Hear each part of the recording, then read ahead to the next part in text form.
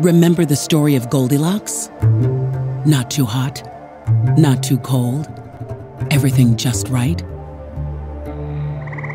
That's what we have here on planet Earth. But what keeps it that way? And what could cause the climate to rapidly shift? And mostly, what happens when sunlight gets in, but the heat can't get out? Scientists now understand just how close we might be to finding out. The hard way.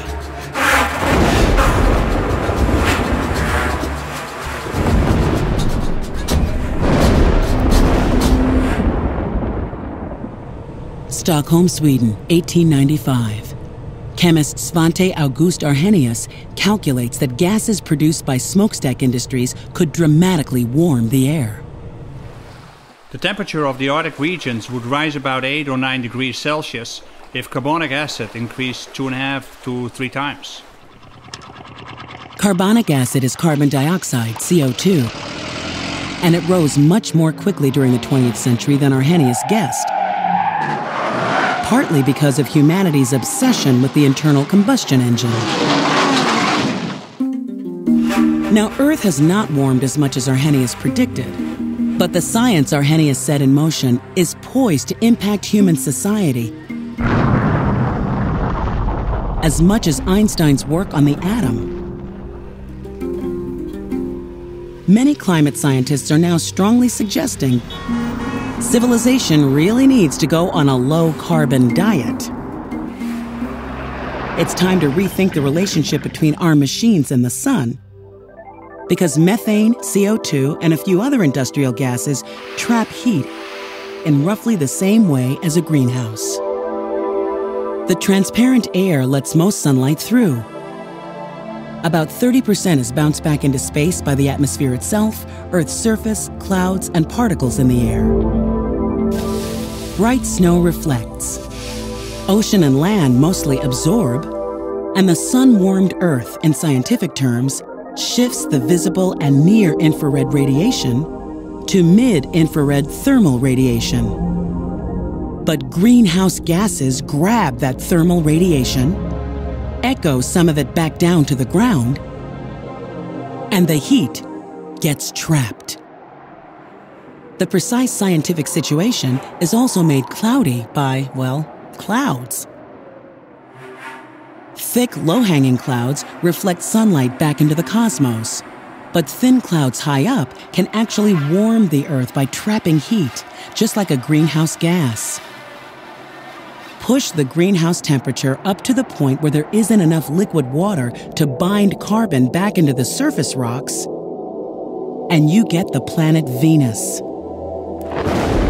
It's a greenhouse disaster, 900 degrees Fahrenheit at the surface. Your frozen waffle will be burned to a cinder in under 10 seconds. But Venus should only be about 200 degrees in that orbit. Mars, our neighbor on the other side, has an opposite problem. Mars needs a stronger greenhouse to warm it up. Venus and Mars atmospheres are both mostly carbon dioxide, but at way different densities. On Venus, your barometer would read a pressure nearly 90 times higher than on Earth, while on Mars, it'd be 150 times lower. Now, Earth's atmosphere is very different stuff. More than 3/4 nitrogen and about 1/5 oxygen. What put the oxygen here? Life itself did. And life thrives here precisely because of Earth's natural greenhouse effect. At Earth's distance from the sun, our planet should be nearly 100 degrees colder, our oceans frozen solid. And in those oceans, trillions of tiny guys like this, phytoplankton, who gobble up CO2, and in return, produce a lot of the world's oxygen. And in the last few years, they've been blooming in record numbers in the warmer waters along the coastlines. Phytoplankton seem to be a natural mechanism counteracting greenhouse warming. Volcanoes have been making greenhouse gases for most of Earth's history. Hawaii's Kilauea alone pumps out the carbon equivalent of 132,000 sport utility vehicles each year. But volcanic smoke and aerosol droplets can also block the sun's heat and cool our world. Through many interactive processes like these, Earth has managed to become the Goldilocks planet of the solar system. But the emerging scientific consensus is that it's a very delicate balance. Arrhenius, it seems, had it right more than a century ago. How we, the machine makers of Earth, manage our relationship with the sun will determine if we're allowed to stay here in paradise or be thrown out of the Goldilocks zone and into the runaway greenhouse.